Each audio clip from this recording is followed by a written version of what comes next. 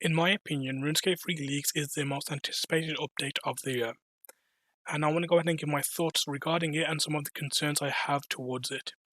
I think the most important thing that RuneScape 3 Leagues can offer is to provide a positive spotlight onto the game by highlighting all of its positives and reducing a lot of its negative. Obviously, this is going to be an Iron Man only game mode, so that automatically means we are not going to have microtransactions in the game.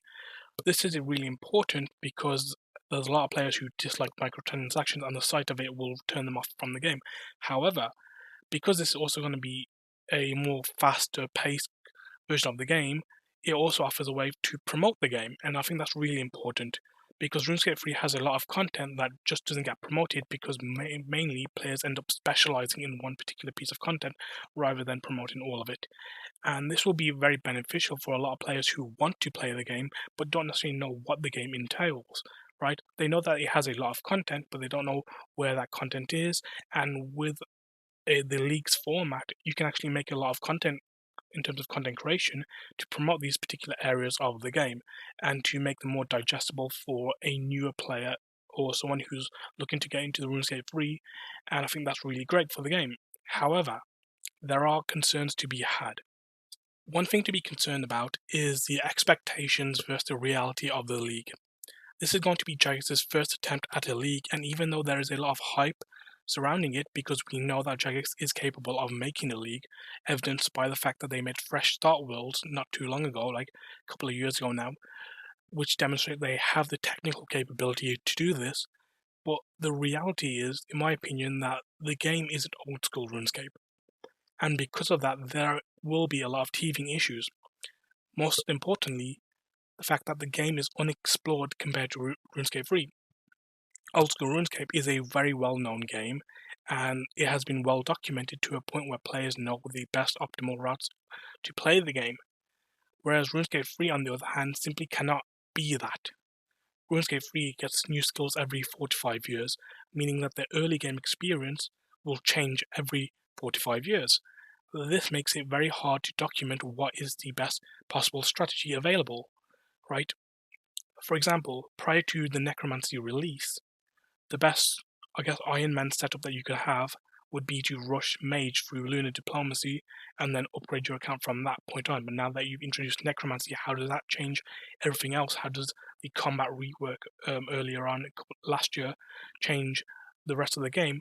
And because of this, there just isn't enough documentation when it comes to like players making content or wikis about this type of thing to be used to base the leagues on. And because of that, I feel like there will be a lot of randomness in this league, which could be good or could be bad, right? Depending on how it is presented in the league, and that brings up a huge question mark.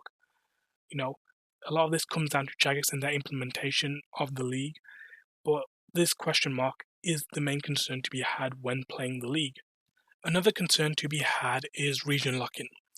Region locking has become a core part of old school RuneScape leagues, and it has become the expectation that players want. However, that doesn't necessarily translate well to RuneScape 3, and I'm going to go ahead and explain that. From my understanding of old school RuneScape, a lot of the content is evenly dispersed around the world, so region locking has some sort of value to that because then you can pick and choose how you want to go ahead and play your account. However, in RuneScape 3, it doesn't necessarily work that same way. This is because RuneScape 3 content doesn't necessarily work the same way old school RuneScape content does.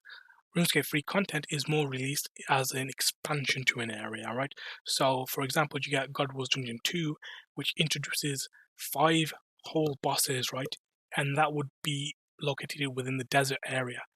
You see this again with Elder God Wars Dungeon, and that is released in Misselin, which is in Asgard, Misselin, which is a core starting region, and that released again another 5 bosses. So what ends up happening is that if you unlock one area, you are going for a lot more dense piece of content in that one particular area. And this gets tricky to balance because take the wilderness for example. The wilderness is technically a home to ED2 and ED3. That is 6 bosses altogether located within one region. That is insane. How would you go ahead and implement that into a league? You know, would you have to break the wilderness down into more regional geographical sections to do this?